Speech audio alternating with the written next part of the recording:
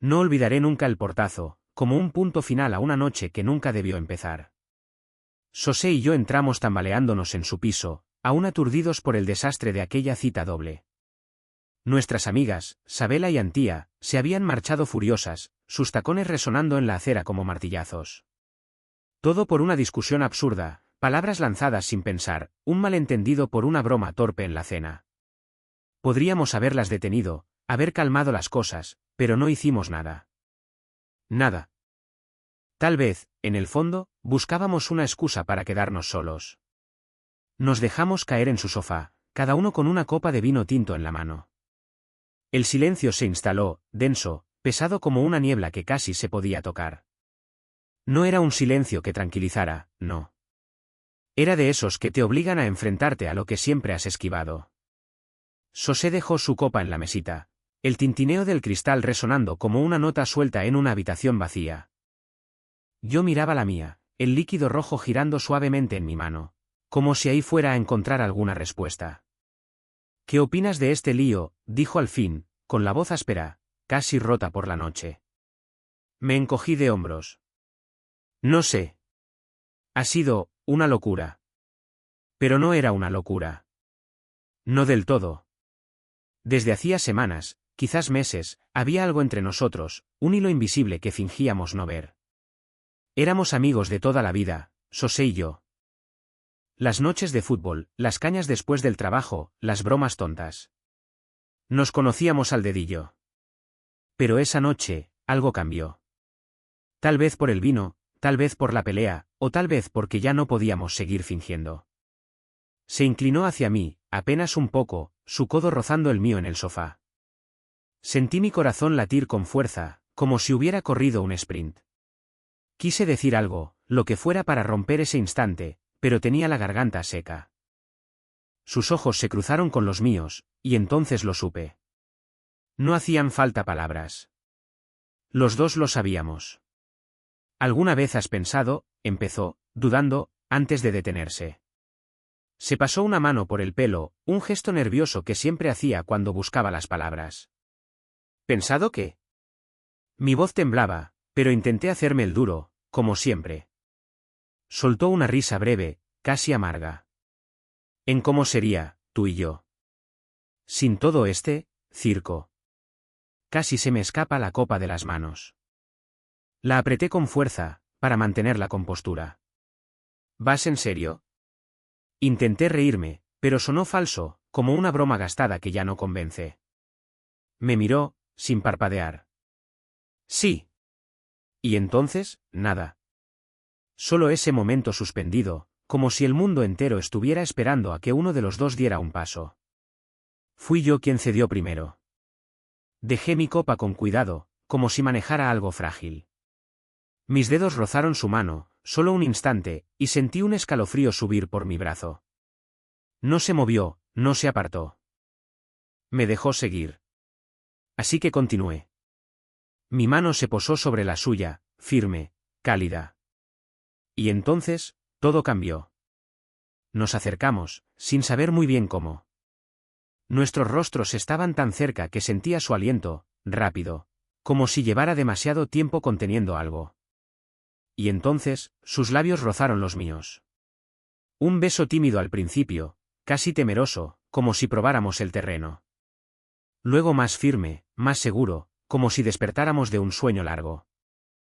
Mis manos encontraron sus hombros, su nuca, y olvidé todo lo demás, las amigas, la discusión, el mundo fuera. Solo estábamos él, yo, y ese momento que lo consumía todo. Cuando nos separamos, sin aliento, nos miramos. Ni una palabra. Solo una sonrisa, algo tímida, algo cómplice. Sabíamos que habíamos cruzado una línea, de esas que no se pueden deshacer. Quise decir algo, pero me detuvo con una mirada. Ahora no, murmuró. Y lo entendí. No hacía falta explicar, no hacía falta justificar. Estábamos ahí, juntos, y era suficiente. La mañana llegó demasiado pronto. La luz del día se colaba por las cortinas, cruda, implacable. No nos habíamos movido del sofá, pegados el uno al otro, con las copas de vino abandonadas en la mesa. Miré a Sosé, con el pelo revuelto, la mirada aún algo perdida. Me sonrió, una sonrisa que lo decía todo, ya no éramos los mismos. No había vuelta atrás. ¿Y ahora qué hacemos?, pregunté, con la voz ronca. Se encogió de hombros, pero sus ojos brillaban. Ya veremos. No nos fuimos a casa esa mañana. Nuestros pisos, nuestras vidas de antes, parecían lejanos, como si pertenecieran a otra persona. Nos quedamos ahí, hablando, riendo, tocándonos como si descubriéramos el mundo por primera vez. El móvil sonó varias veces, seguramente Sabela o Antía, o las dos. No contestamos. Todavía no. Necesitábamos ese momento, ese silencio que ya no era pesado, sino lleno de promesas. Lo que habíamos hecho, lo que habíamos empezado, era arriesgado. Lo sabíamos. Pero en ese sofá, en ese piso, en ese instante, valía todos los riesgos. No teníamos todas las respuestas, ni un plan, ni certezas. Pero nos teníamos el uno al otro. Y por ahora, eso bastaba. Los días siguientes a aquella noche, sentía que caminaba por una cuerda floja, entre la euforia y el pánico. Sosé y yo sabíamos que no podíamos seguir fingiendo. Nuestras vidas de antes, las que habíamos construido con Sabela y Antía, pesaban como un traje que no nos quedaba bien. Había que decidir, rápido, antes de que el valor nos abandonara. Llamé a Sabela un martes por la mañana, con el corazón latiendo tan fuerte que apenas oía mi propia voz. Quedamos en una cafetería cerca de la estación de tren de A Coruña, un lugar ruidoso donde la gente pasa sin detenerse. Ella estaba allí, sentada, deshaciendo una servilleta de papel con los dedos.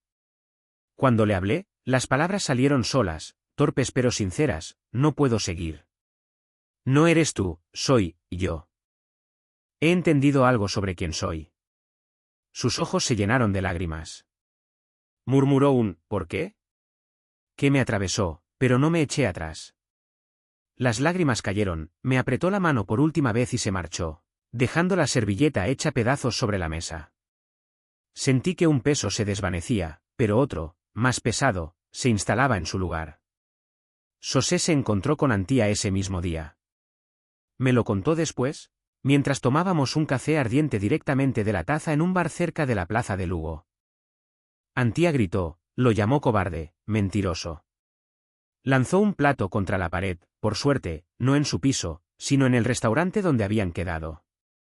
Has desperdiciado 2 años de mi vida, chilló antes de salir dando un portazo. Sosé me lo contó con una media sonrisa, como intentando quitarle hierro al asunto, pero le temblaban las manos alrededor de la taza. Nos reímos, una risa nerviosa, porque sabíamos que aquello no había terminado. Las consecuencias apenas empezaban. Las semanas siguientes fueron un caos. Los amigos comunes tomaban partido. Algunos llamaban para entender, otros para juzgar. Mi móvil no paraba de vibrar, mensajes de Sabela pidiendo hablar una vez más, de amigos preguntando si iba, en serio. Dejé de contestar a la mayoría. Sosé, por su parte, recibía mensajes de Antía, textos largos llenos de rabia. A veces los leíamos juntos y nos mirábamos, como recordándonos que estábamos en el mismo barco. Pero en medio de todo aquel desastre, me sentía vivo. Por primera vez, sentía que era yo, el de verdad, no el que interpretaba un papel para complacer a los demás. Una noche, Sosé llegó con una bolsa de deporte hasta los topes. ¿Puedo quedarme contigo un tiempo?, preguntó, casi con timidez. Me reí, le quité la bolsa de las manos y la dejé en el suelo. No tienes que pedirlo. Al día siguiente, trajo una segunda maleta, luego una tercera. En una semana, ya estaba instalado. No hubo grandes discursos, ni planes. Todo fluyó de forma natural, como si nuestras vidas se encajaran sin esfuerzo. Las mañanas se convirtieron en mi momento favorito. Nos despertábamos juntos, abrazados, su calor contra mí como algo evidente. Nos quedábamos en la cama, hablando de todo y de nada, un partido de fútbol que venía, una broma que había oído en el trabajo, o el sabor del café que él siempre preparaba demasiado fuerte. Reíamos más alto, más a menudo. Las discusiones tontas, los silencios pesados de antes, todo eso parecía lejano. Descubríamos una ligereza, una alegría que nunca habíamos tenido con nadie más. Pero el amor nunca es solo tú y el otro. El mundo siempre te alcanza. Las miradas de reojo de los vecinos cuando salíamos de la mano por las calles de Santiago.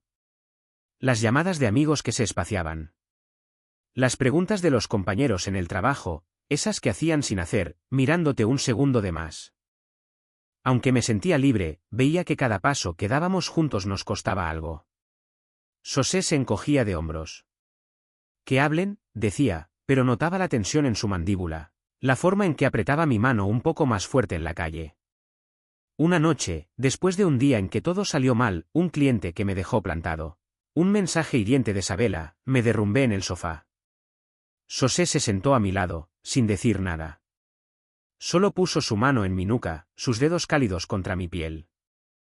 Lo superaremos, ya lo verás, murmuró. Quise responder, decir que tenía miedo, que no sabía dónde nos llevaba todo esto, pero me detuvo con una mirada.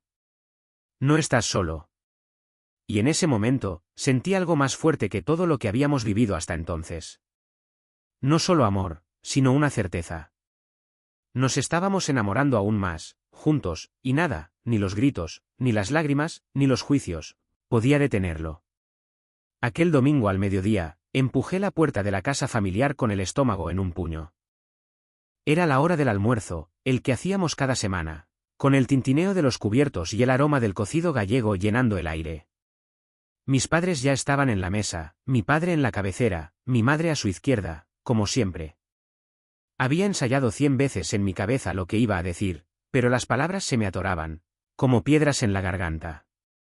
Sin embargo, sabía que no podía echarme atrás.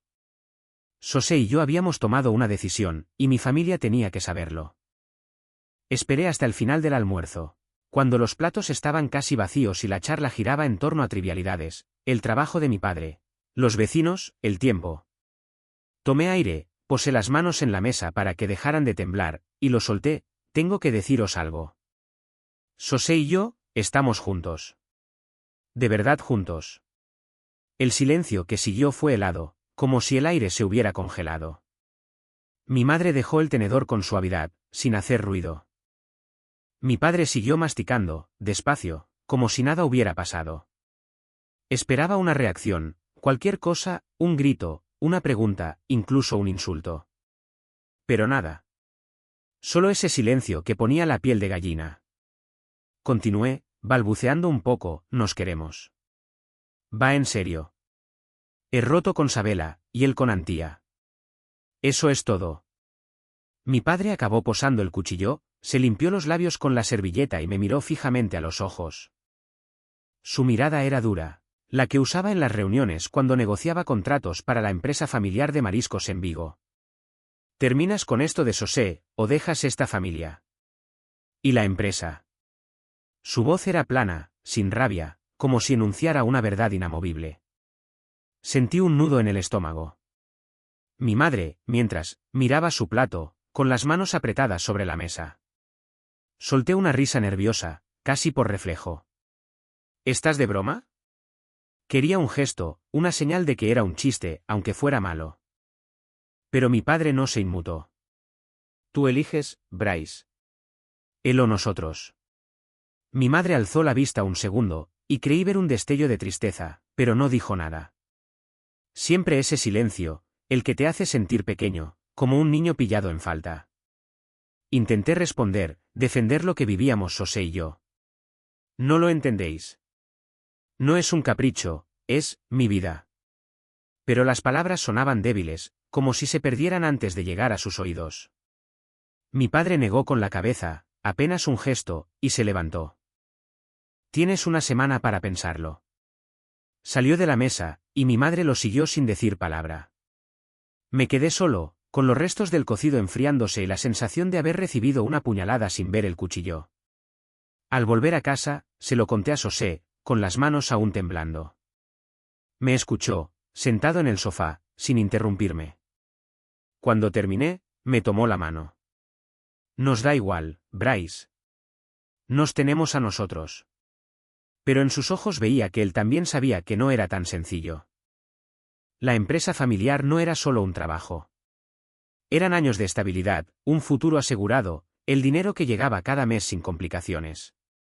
Y mi madre, sus llamadas discretas para asegurarse de que había comido. Los tuppers de empanada que dejaba en mi nevera. Todo eso se acabaría si elegía a Sosé. 2 días después, recibí un mensaje del banco. Mi cuenta, la que mi padre alimentaba cada mes, estaba bloqueada. Sin acceso. Llamé, pensando que era un error, pero la voz al otro lado fue clara: te han retirado como beneficiario. Intenté contactar con mi madre, 1, 2, 10 veces.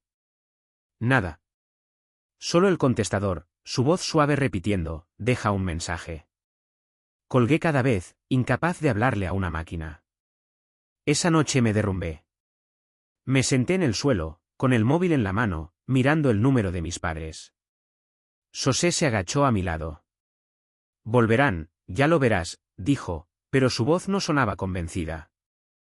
Los dos sabíamos que no era un farol. Mi padre nunca fanfarroneaba. Y mi madre, aunque sufriera, siempre lo seguiría. Sentí la rabia crecer, luego el miedo. ¿Qué íbamos a hacer sin ellos? ¿Sin ese dinero, sin esa red de seguridad? Pero cuando Sosé me abrazó, sentí algo más, una fuerza, una certeza. Estábamos juntos, y eso nadie podía quitárnoslo. Sosé siempre mantenía la cabeza alta, como era habitual en él. Incluso tras el ultimátum de mis padres, encontraba la manera de hacerme reír, de sacarme de la niebla con una broma o una mano en el hombro. Somos más fuertes que esto, repetía, y yo le creía porque lo decía con todo su corazón. Pero veía que él también cargaba con un peso, uno que crecía a ojos vista. Todo empezó con un murmullo, un rumor insidioso que echó raíces en su trabajo. Un viernes por la noche, salimos juntos a un bar discreto en el casco viejo de Pontevedra, un lugar donde la música ahogaba las conversaciones. Nos cogimos de la mano, nada más, pero un compañero de Sosé, alguien a quien apenas conocía, nos vio.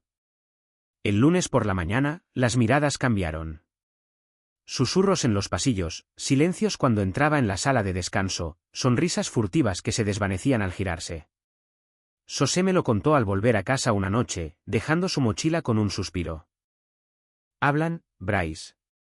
Todos hablan. Quise tranquilizarlo, decirle que se pasaría, pero negó con la cabeza. No son solo cotilleos. Es más que eso. Tenía razón. Días después, me contó que lo habían apartado de una reunión importante, una en la que presentaba sus ideas para el proyecto de biotecnología marina que había liderado desde el principio. Ese proyecto era su pasión, meses de trabajo, de noches en vela perfeccionando prototipos. Lo sustituyeron sin explicaciones, solo un correo escueto: estamos ajustando el equipo para esta fase. Vi cómo le temblaban las manos al mostrarme el mensaje, aunque intentaba mantener la calma. Siguió yendo a la oficina, haciendo su trabajo, pero los golpes bajos se acumulaban. Lo dejaban fuera de los hilos de correos, ignoraban sus propuestas, le asignaban tareas secundarias, lejos de sus competencias. Un día, volvió antes a casa, con los hombros caídos, y me contó que lo habían apartado definitivamente del proyecto. Razones estratégicas, le habían dicho. Sentí la rabia crecer en mí, pero Sosé solo se encogió de hombros. Es lo que hay. Su voz, sin embargo, era pesada, como si cargara con una losa en el pecho. Al final, no pudo más y pidió explicaciones. Una mañana, concertó una cita con Recursos Humanos, decidido a entender. Me lo contó todo después, con un café que sujetaba con ambas manos, como aferrándose a algo. La mujer que lo atendió, con gafas gruesas y un tono cortés, demasiado cortés, hablaba de reestructuración estratégica y respeto a la confidencialidad, palabras vacías que sonaban a sentencia. Sosé la presionó: ¿por qué él? ¿Por qué ahora? Ella solo sonrió y dijo que era, por el bien del equipo. Salió de allí sin respuestas, solo con un nudo en la garganta y la certeza de que lo estaban empujando hacia la puerta. 3 semanas después, cayó el golpe final. Un viernes, al final de la jornada, su jefe lo llamó. No a una sala de reuniones, no, sino a un rincón discreto, lejos de las miradas. Creemos que sería mejor que te fueras, Sosé. Una dimisión sería más sencilla para todos. Habían preparado los papeles, un cheque por unos meses de sueldo y una carta ya redactada. Firmó, no porque quisiera, sino porque sabía que no le dejaban otra opción. Me enseñó la carta al llegar a casa, con los bordes ya arrugados de tanto manosearla. Se acabó, dijo, y por primera vez, oí su voz quebrarse. Esa noche, nos sentamos juntos, con las manos entrelazadas. Quise decirle que todo iría bien, pero las palabras no salían. Estábamos enamorados, sí, más que nunca, pero lo pagábamos caro. Cada paso que dábamos juntos parecía costarnos un pedazo de nuestras vidas. Yo había perdido a mi familia, su apoyo, su presencia. José, ahora, perdía su trabajo, su pasión, todo lo que había construido. Los dos sangrábamos, y aún así, seguíamos sosteniéndonos. Apoyó la cabeza en mi hombro, y sentí su respiración calmarse. Lo superaremos, Bryce, murmuró, como siempre hacía. Pero esta vez, era yo quien debía sostenerlo.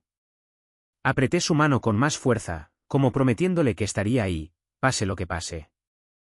Porque, aunque el mundo nos diera la espalda, nos teníamos el uno al otro. Y eso era lo único que importaba. El mundo parecía desmoronarse, pedazo a pedazo, y yo con él. Los días se mezclaban, grises, pesados, como si el tiempo se hubiera detenido en una nota amarga. Pasaba las noches mirando el móvil, con el número de mis padres en la pantalla, el dedo suspendido sobre el botón de llamada. Pero siempre colgaba. ¿Para qué? Ellos habían elegido, y yo también. Aún así, la idea me carcomía, lo había estropeado todo, no solo para mí, sino también para José. Bebía demasiado. Una cerveza al volver del trabajo, luego otra, y otra más, hasta que la habitación giraba un poco y mis pensamientos se nublaban. Eso me ayudaba a olvidar, solo un momento, el vacío dejado por mi familia, por el dinero que ya no llegaba, por el trabajo que le habían quitado a José. Pero por la mañana, todo regresaba, aún más pesado. Los ojos me escocían, las noches eran cortas, interrumpidas por pesadillas en las que me veía solo, sin él, sin nada. Despertaba sudando, con el corazón acelerado, y miraba el techo intentando respirar. José, en cambio, resistía, o al menos lo fingía.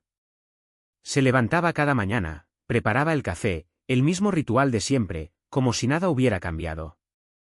Dejaba una taza humeante frente a mí, su mano rozando la mía, y me lanzaba una sonrisa que decía, lo superaremos. Pero yo veía el cansancio en sus gestos, la forma en que apretaba la mandíbula cuando creía que no lo miraba. Buscaba trabajo, enviaba currículums, hacía llamadas, pero las puertas seguían cerradas. Y yo me sentía culpable. Cada rechazo que recibía, cada silencio, lo sentía como una bofetada, como si fuera mi culpa. Empecé a alejarme, sin quererlo de verdad. Volvía más tarde a casa, pretextando horas extra en el trabajo, un curro de camarero que había cogido para pagar las facturas. En realidad, me quedaba en bares, solo, vaciando vasos mientras escuchaba el murmullo de las conversaciones a mi alrededor. Cuando llegaba, José estaba ahí, paciente, siempre. No me reprochaba nada, no hacía preguntas. Solo me tomaba la mano, apoyaba la cabeza en mi hombro, como recordándome que seguía ahí. Pero cuanto más dulce era, más me odiaba a mí mismo. Sentía que había destruido todo, que había arrastrado al hombre que amaba a mi caída. Una noche, todo estalló. Volví tarde, otra vez, con el olor a cerveza pegado a mí. José estaba sentado en el sofá, con un libro abierto sobre las rodillas, pero no leía. Me miró, y por primera vez vi una chispa de preocupación en sus ojos, no solo por él, sino por nosotros. Me senté a su lado, con las manos temblando, y las palabras salieron antes de que pudiera detenerlas. Has perdido todo por mi culpa. Tu trabajo, tu vida, todo. Deberías odiarme. Dejó el libro con cuidado, como si cada movimiento importara. Luego tomó mi mano, sus dedos cálidos envolviendo los míos, y habló con voz suave pero firme. No he perdido nada esencial. Te tengo a ti. Esas palabras me golpearon, como un puñetazo, pero no uno que doliera, sino que despierta. Quise protestar, decirle que se equivocaba, que yo era una carga, pero me detuvo con una mirada. Bryce, estamos aquí, juntos. Eso es lo que importa. Lo demás, lo reconstruiremos. Sentí las lágrimas subir, ardientes, y las dejé salir. Por primera vez en semanas, me permití derrumbarme, dejar salir todo lo que llevaba guardado dentro. José me acercó a él, sus brazos rodeándome, y sentí su corazón latir, constante, sólido. Nos quedamos así, sin hablar, solo respirando juntos. No era una solución, no era un plan, pero bastaba para recordarme por qué luchábamos. Al día siguiente, preparó el café, como cada mañana. Me tendió la taza, y por primera vez en mucho tiempo, sonreí de verdad. Estábamos en el fondo del pozo, sí, pero seguíamos ahí, de la mano. Y eso era más fuerte que todo lo que nos habían quitado. Nos levantamos poco a poco, con lo que teníamos a mano. José se lanzó al trabajo freelance, encadenando contratos con empresas de biotecnología marina que lo aceptaban. Pasaba horas al teléfono, negociando, presentando ideas, con su viejo cuaderno lleno de notas garabateadas. Yo, mientras, conseguí un trabajo de camarero en una tapería del barrio en Ourense, corriendo entre mesas, recogiendo propinas y soportando las quejas de clientes impacientes. No era gran cosa, pero pagaba las facturas, justo lo suficiente para mantenernos a flote. Una noche, tras un turno en el que tiré un plato de pulpo a feira sobre un cliente, me senté con el portátil, un café frío en la mano, y empecé a escribir. Al principio, no era mucho, solo pensamientos, fragmentos de nuestra historia. Creé un blog, un espacio donde vaciar lo que llevaba dentro, el miedo, la rabia, pero también el amor, ese que nos mantenía en pie. No esperaba nada, pero la gente empezó a leer. Primero unos pocos curiosos, luego decenas, luego cientos. Llegaban mensajes, personas que se veían reflejadas en nuestras luchas, que compartían sus propias historias. Mi blog se convirtió en una comunidad, un lugar donde se hablaba sin filtros, de verdad. Me dio un propósito, algo que construir, aunque fuera frágil. Pero el peso del silencio de mis padres seguía ahí, oprimiéndome. A veces, por las noches, miraba su número en el móvil, preguntándome si debía intentarlo otra vez. José me veía, ponía una mano en mi hombro y decía, cuando estés listo, lo sabrás. Tenía esa forma de darme espacio, de no presionarme, pero recordándome que estaba ahí. Una mañana, tras un turno agotador, no pude más. Cogí una hoja, un bolígrafo, y escribí una carta. Sin excusas, sin justificaciones, solo la verdad, cruda, tal como la sentía. He encontrado a alguien que me completa. José. Él es mi familia ahora. Si no podéis aceptarlo, es que nunca me aceptasteis de verdad. Doblé la hoja, la metí en un sobre y la envié. Sin esperar respuesta, sin esperanza. Solo necesitaba dejarlo claro, de una vez por todas. Seguimos construyendo, José y yo. Encontramos un piso pequeño, nada del otro mundo, pero era nuestro. Allí pusimos nuestras vidas, nuestras risas, también nuestras discusiones, esas que resolvíamos hablando hasta altas horas de la noche. Aprendíamos a vivir juntos, a ser pareja, no solo en la euforia de los inicios, sino en lo real, en el día a día. Hacíamos la compra, repartíamos las tareas, discutíamos sobre quién fregaba los platos. No era perfecto, pero era auténtico, y nos reflejaba. Cada año, volvíamos a esa tapería, la misma donde todo cambió, donde nos cogimos de la mano por primera vez. Se convirtió en una tradición, un ritual. Pedíamos 2 copas de Ribeiro, como aquella noche, y brindábamos. No por la salud ni por el futuro, no, sino por esa noche en que nuestras vidas se derrumbaron, cuando todo lo que creíamos sólido se rompió. Pero también por lo que construimos sobre los escombros, un amor que resistía, a pesar de todo. Hablábamos, reíamos, recordábamos los momentos en que creímos que no lo lograríamos. Y cada vez, José alzaba su copa y decía, por nosotros, Bryce. Por lo que elegimos. Pero elegir el amor también era elegir la lucha. Las miradas de los transeúntes, los murmullos en las cafeterías, las puertas que aún se cerraban para José cuando algún cliente descubría quién era. Avanzábamos, pero sabíamos que el mundo no nos lo pondría fácil. Cada paso era una batalla, cada sonrisa una victoria.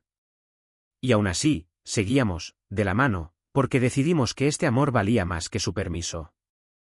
5 años. 5 años desde que lo quemamos todo para empezar de cero, José y yo. Habíamos construido una vida, paso a paso, con retazos de valor y mucho amor. José montó su gabinete de consultoría, trabajando con startups que veían en él más que un currículum. Un tipo brillante, humano, que nunca se rendía. Yo transformé mi blog en una revista digital, un espacio donde voces LBI contaban sus luchas, victorias y resiliencia. Nos esforzamos para comprar una casa modesta, con suelos que crujían y contraventanas que dejaban pasar la luz de la mañana. Era nuestra, un lugar donde podíamos ser nosotros mismos. Una mañana, alrededor de un café con leche, nos miramos y lo supimos. Estábamos listos. Queríamos ser padres. Tras meses de trámites, citas y dudas, conocimos a Noah. 6 años, rizos castaños alborotados, ojos avellana llenos de curiosidad y un carácter fuerte. La primera vez que cruzó los brazos enfurruñada porque no le dejábamos un segundo postre, vi a José en ella, esa misma forma de plantar cara. La acogimos en nuestras vidas, y todo cambió. La primera noche que se durmió en mis brazos mientras veíamos un dibujo animado, sentí el corazón apretado. Luché para no llorar y despertarla.